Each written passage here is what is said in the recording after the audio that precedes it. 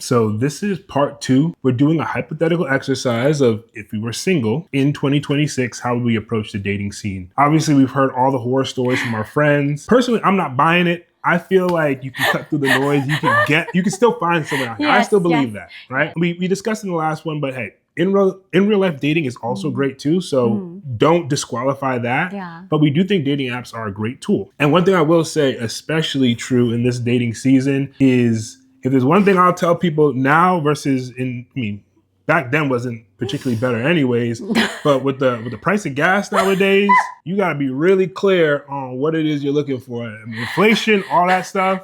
You just can't be out here going on dates all the time. So you really got to lock in. I'm telling you, it's serious out here. Also, the cost of a first date is like I don't even coffee. Coffee. Even if you go to like Starbucks, right? Like it's a $25 date. That's what I'm saying. $25 It's crazy out here. So you really have to be on it. One of the big things I'll say, like based on my time of dating, what I knew back then to be true, is you do have to kind of get clear and intentional what you're looking for and not be afraid to like move quickly to like, hey, let's do a video chat or let's because you gotta want to go past just text back and forth. Real quick, there is no excuse for conversation. Like now more than ever, like there's no excuse. If you're saying, what you doing? Yeah. How are you? You gotta do better. I mean, I still like the how are you, but what you up to? Deleting the match right now. That's a sorry intro. Plug it into ChatGPT. Study some different ways you could showcase your personality. Be witty. Be creative. Like what's interesting is like legit. You could feed your message to like ChatGPT or whatever, and it could come back and be like, "Oh, this is where you messed up. This is where you went wrong." Like it can legit be a coach. I just thought about that. I don't know if I would personally do that, but what I will say, when it comes to starting a conversation, that's also huge, right? I think one of the things that I used to do, and I would think is still true, is you need to be thoughtful with your first message, right? Like you gotta, and what I mean by being thoughtful is like looking at their profile because that's what you know about this person and drawing from that to craft a message, right? Like that first piece, that first message is gonna be really important. Yeah. Because if they have a bunch of messages that people have sent them or they have a bunch of matches, right? And it's like boring, they're not even gonna engage with it. Now, some people I know will throw like a completely left field message, like something like out of the ordinary just to catch your attention. Sure. That could also work. But I just think anything where it's just a break from the norm is usually going to be. Don't be afraid to be really out. I mean, don't be creepy. Yeah, don't be too weird. Don't be weird. But be creative. Be creative and whatever can help, make you stand out. There's a part where that first message is important, but you also have to, it's not enough that you have like the great the best profile, the pictures, the responses, and that first message. It's also like, can you keep the momentum going? Can you keep the conversation going? Because everything is great because, doing the message back and forth, like you have time to think about your answers, maybe like plug into ChatGPT or Gemini, and maybe consult a friend. What should I say? Oh, you think I should mention this? You have plenty of time to craft your responses. I know the biggest thing that honestly was actually very different about you. You were very quick to doing a video call. And I know not everyone is a big fan of that. I personally wasn't a believer until we did it. And honestly, I was sold. First video, I was a bit nervous, like a good nervous. Just because, again, I took a break from dating. I didn't really know what to expect. I was kind of new to dating apps. So I didn't really know how the platform would work, like if the camera would be wonky or mic, if like all those like technicalities. And also just the biggest thing is for a video call, like it's extremely important that you ask yourself, this person's great, don't get me wrong. On paper, great. And then the first message, great. First interaction, great. But can that conversation translate in real time? Chemistry. Yeah, chemistry. Yeah. What people call the vibe, right? I guess the vibes. Because you are not going to have time. You're not going to have ChatGPT coaching you in real time. You got the earpiece in. Or like the app in the background. I was thinking about how it's like an old thing where your friend would be like, have you have an earpiece in? And they're coaching you. All right. Now compliment her outfit. I'm like, nice bracelet. I mean, shoes. I think that's another big thing is some of the stuff has evolved immensely, right? And like these platforms are changing. So, there's different things there. There's a premium services that you can pay for and all these things. But like what I will say about the video chat thing, like what we did at the time, I guess video chatting was a thing, but like now it's post-COVID. 2021, 2022. Yeah. So I feel like, with like Zoom and all this stuff, that kind of, I feel like video chatting took off. Yeah. I think today now it's like common, like with FaceTime and stuff like that. So people are probably doing this, I would imagine, more often. I would hope so. But dating is different. I would think though, like before you go on a date, like before you invest on a date, like doing a video chat, a FaceTime or whatever, to me, that's like definitely make sure they are who they say they are. Yeah, I'm like, just confirm. Make sure they're not a serial killer. Look, I don't want to end up on Netflix. Yeah, I mean, one of those shows. I've gone on a date and, there's been a catfish, so people have been there. Same here. So it's like, look, we just want to make sure we get everything. Get everything on the table beforehand. Right? So let's do a video chat. But like even with our video chat, like one of the things that I did then, and like I did this more like when I met you, and prior to meeting you, I was on the dating apps before that, and like I felt like towards like the end of the journey when I really was like connecting, it was because I was being more authentic. Sure. And not in like a weird way or like just being, some people can be some weirdos online, right? Like some people just a little too much. But I think like just not being afraid to kind of put yourself out there. And so like when we had our first video chat, I think it was like later at night, and I like to take my sleep pretty seriously, so I like to, beat my wine down and whatnot. But I actually suggested the conversation knowing this. I remember I was almost ready for bed. So I had like my do-rag on, I had my like blue light glasses on, and they're like the wraparound joints. So they're not even like cool looking. They're not just the like swaggy ones. Yeah, they're like construction like. And he had a wife beater on. Like I mean, like I'm trying to look cute. Like I somewhat like I want to be cute, but I don't want to be overdone. Like I'm trying too hard. So I just I got off work, just put my hair like in place, make sure it's orderly. Make sure I have a cute cardigan, cozy but not too cozy.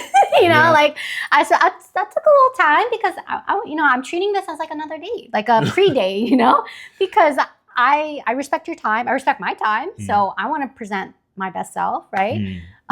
But when I put the camera on, this guy had a wife beater, some nerdy glasses, like the do-rag joint, and he was getting his like supplements together, like he was in his natural element though. Yeah, I mean, for me, like I could confidently do it. I mean, at that point, that's a big thing. Excuse me.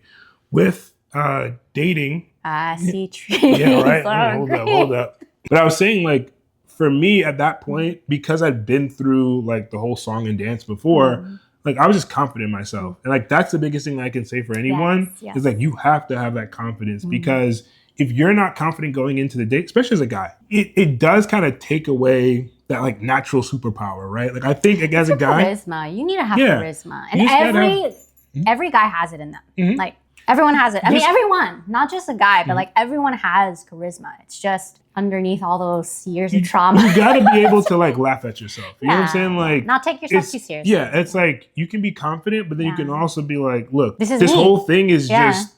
We're just two people on the internet, like talking with each other. Like, if you zoom out, we're random people on the internet, right? Like, if it doesn't work out, you go your way, I go my way.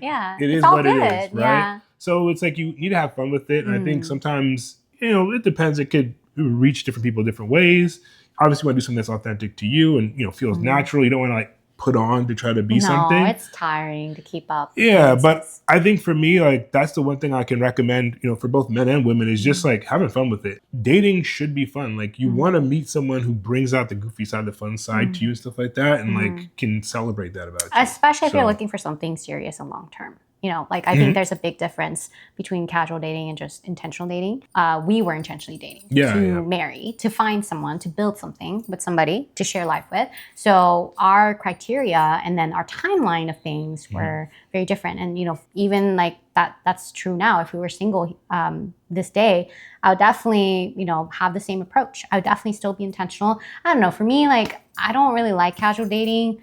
I don't like personally, for me, I don't like see where it goes, go with the flow kind of guy. I like a man with a plan. Like you don't have to have everything to get put together. Like you don't have to have, you know, the successful job or business and the money and then this and that. I just want to know, like, where are you going in life? And are you, like, things in your life, are they reflecting your progression, right? Are they helping you go towards what you want to accomplish, right? So for me, I love a man with a plan, and that's why I ended up with you. But even if it's harder, like now, and I think because my friend showed me her matches, and I'll be honest, yeah, the matches are not matching.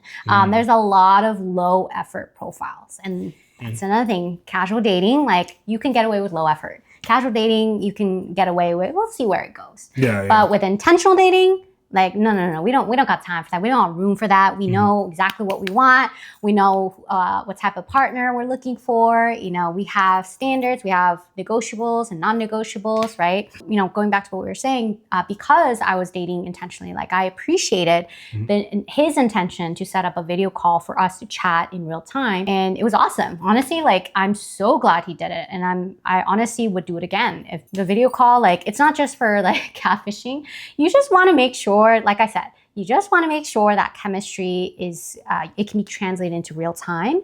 But also like you want to be yourself. And, you know, I honestly, you could be yourself. And if you're confident and you own it, that is attractive. And he was just in his natural element. I actually mentioned this in our wedding vows, that I appreciated that in our first video call, he was just authentically himself. He's so serious about his night routine, his sleep, his health, and he is trying to be a good steward of his body, his sleep, you know, like his regimen, so that, you know, when he wakes up to his job next morning, like he can give his best, right? So for me, it worked. Like it's the same thing that I would apply to if I were single. I do also think as a guy, it is good to kind of have your finances in order, have like, you know, I think I was actually reading something where it talks about, you know, before you start dating as a man, like you don't want to lose those years where you should be focusing on like kind of your mission, your you know, building your career and doing things like that.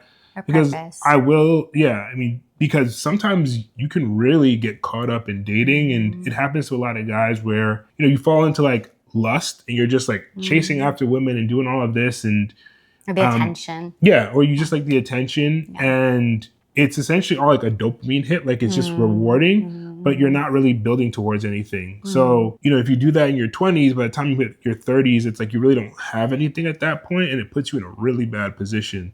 So, and it's not to say that you can't date in your 20s. I think there's nothing wrong with that. But I do think having a bit more intentionality and not just chasing after the next woman, the next match, whatever the case may be, is important. So I would say that's, you know, really huge. I don't know how old I was when I first got on the apps, because it's different now for people like growing up, because the apps are already like available to them. Like, you know, for me, the app was like a big thing. It was like, oh, I remember when like Tinder came on the scene, and it was just like, oh snap. Wow. Yeah. Ooh, so like, yeah. So it was a big change. And so I do think the gamification of it all was very addicting. I think people might have a better relationship with them now, but I think for us, it was like very, I mean, it was very new. Like at the time. And so it was like you get caught up in it. That idea of the intentionality that you bring to it, and just understanding what you're looking for, not chasing after just the next person, the next relationship, this and that, but actually, you know, investing time into your life and like building a good story. And like that was one of the big things. Like when I had my dating profile, as it progressed over time and my pictures got better, because I was actually traveling, I was doing things, I was like exploring hobbies. And as a result, like that's a better story that I can tell somebody. Like if you don't have any experiences, you're not really doing anything, you're sitting at home all the time. Yeah, exactly. You haven't lived. So I encourage people to live, right? And that's something that I wish I kind of knew that beforehand, because you are thinking about like connecting with someone and this and that. That's kind of where your mind goes. And then sometimes you can get super focused on somebody. Like I think I shared, either we were talking in a previous video, there's been times where I was talking to somebody and I got so wrapped up in the conversation that like I was texting them when I was at work. And like I should just be focusing on my work, doing my thing there.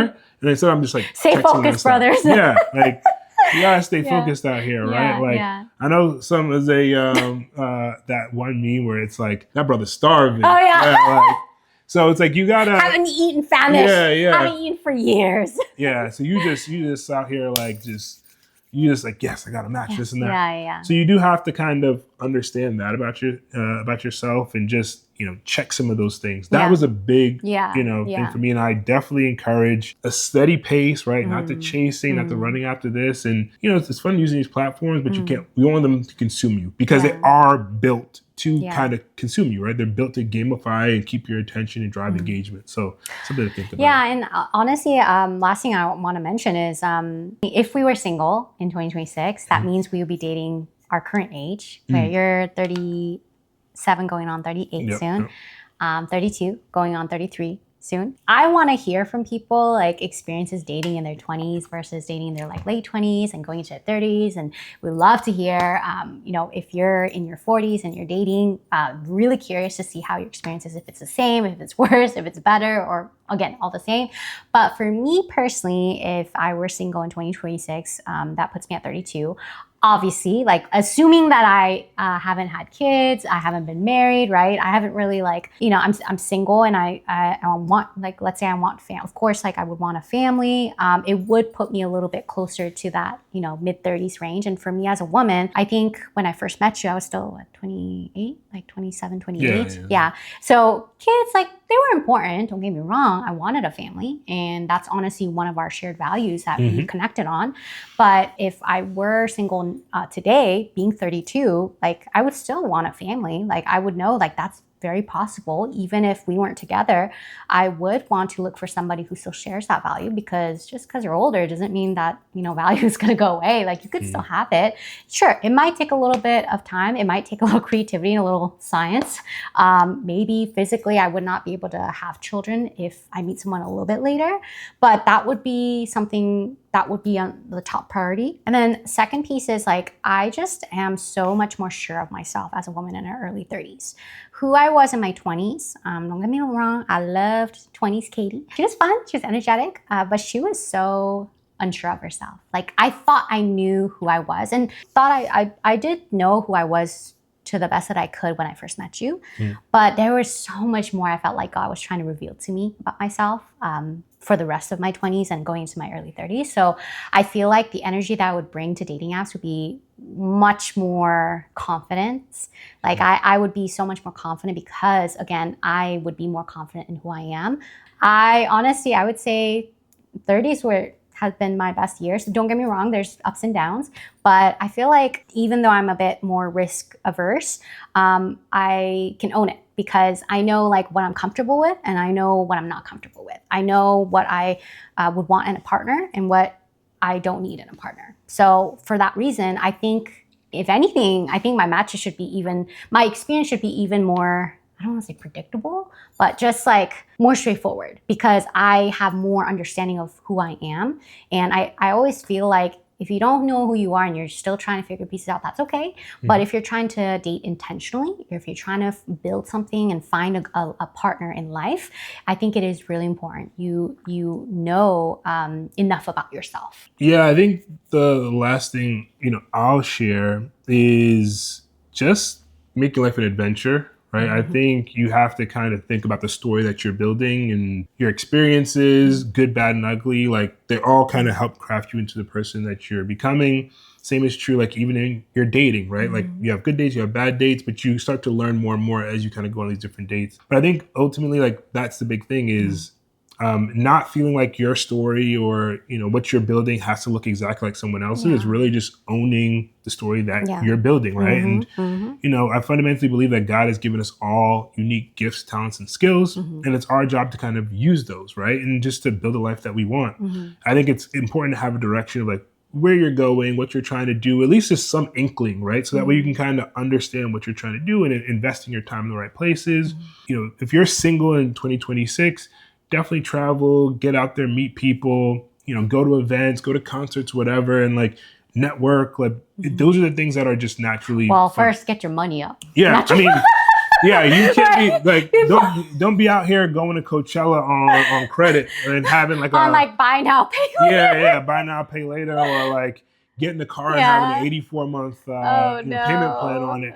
But like, you know, get smart. Like you got to make sure you're focused on the right things. It might seem like, okay, maybe I'm missing out on some stuff right now, but I'm telling you, putting a good foundation, it goes a long way. Take care of yourself. Yes. You got to take care of yourself, you know, before you can share your life with somebody and introduce somebody potentially caring for you and vice versa before you care for someone else. It's important to take care of yourself. Yeah, the last thing I'll share on that note, you made a really good point, is like, that's what you're doing when you're dating. You're sharing your life. Yeah. If your life is not good, if it's a mess, like, you know, you just got to be real with yourself and say like, hey, if there's things that I'm not addressing and that I could be addressing and it would make things better for myself and it would put me in a better position where I feel confident owning this and sharing with somebody, that's the type of work whether that you it's should like be doing. Financially, physically, health-wise, emotionally, family dynamics. Yeah. You know, you got that weird tension in the family or, you know, just all around, or spiritually, like you don't really know what you believe. Like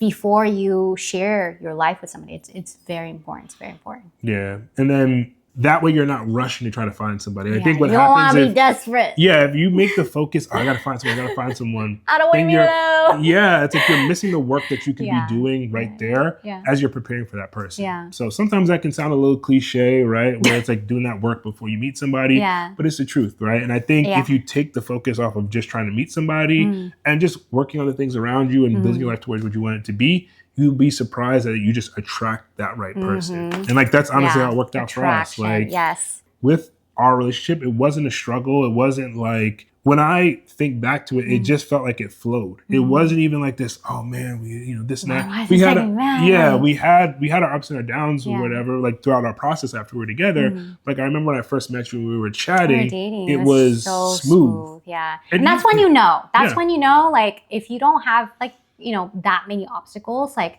everything's just like, it shouldn't be that hard. It's hard, but also it shouldn't be that hard. And that's when you know it's the right person, it's the right connection, is when everything is just like, you know, you don't have any like alarm ringing in the background. You don't have friends or family telling you, no, red flag, you know, everything is just like aligning, like your life becomes like, there's nothing being taken away. Like your life just gets elevated because, you know, granted, your life should be already pretty good, right? You should be very happy, but for the most part with your life, and you're ready to share it with somebody, it should just elevate. And like when you see that elevation, like that's when you know like it's the right connection and, you know, it's going in the right direction. But with that, just want to encourage you. We're praying for all the singles 2026. Keep your head up. I do believe that there is someone out there for everybody, and it might take some time. It might take a bunch of matches, but like I just wholeheartedly believe there's somebody out there for everybody. The world's a very big place. If you focus on just the few matches you get, or just that one person that made you feel good in your previous relationship, the world feels very small. But just remember, the world's a very vast place. The love of your life could be in what? Japan, or well, I don't know what Japan. No, let's not get to no 90 Day Fiancé stuff. Right. That's another video. And with that, we'll see you on the next one.